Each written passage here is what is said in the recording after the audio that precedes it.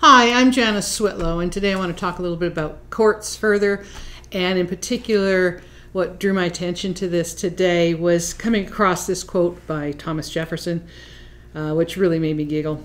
Courts love the people always, as wolves do sheep.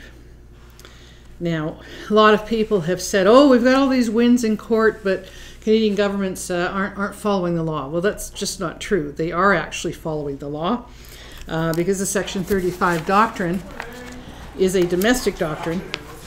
And it's important to know that some of the precedents I've talked about, the doctrine of discovery being the foundation of the Section 35 doctrine, it's also important to realize, that, and if you look at the Mitchell case, for instance, it referenced some of these cases in the States that John Marshall did. And most people don't realize, like the McIntosh case, they don't realize that, in the 1800s, John Marshall, at the same time, the same concurrent time, held the position of Chief Justice of the court and Secretary of State. He was a highly political man. He was actually a rival for presidency and the cousin of Jefferson, though they didn't get along very well.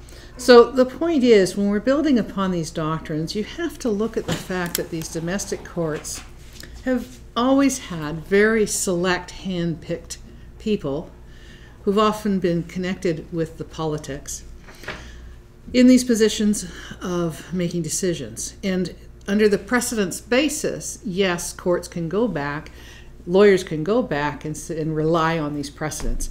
My whole point is, these precedents that are so old, decisions made by men who believed Indigenous nations were not nations, could not possibly be, wanted to get out from under treaties, acting in outlaw manners in ways that they felt was justifiable at the time because, after all, the main opinion held was that, these lands are destined to be in the hands of the white people.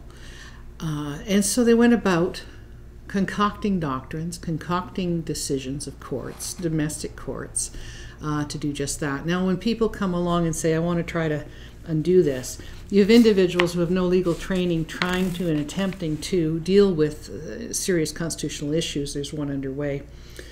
And they don't understand that they're going to cause more damage and harm than actually do any good. This is not something to lightly be involved in. Because when you reference a case, you're seen in reference a doctrine, you're seen to be accepting all of the law that's based on that. And changing law and correcting bad law is not for the lighthearted and it's not for the unskilled. It's a very difficult process. It can be done, but there's a way to do it. And unfortunately, people are giving opportunities to courts to put in place even more bricks, building up those walls of these doctrines without realizing it. They have good intentions, they're trying to protect, but they don't have the tools or the words to do it. Instead, they make an opportunity open to the court to make findings and rulings that make the situation even worse.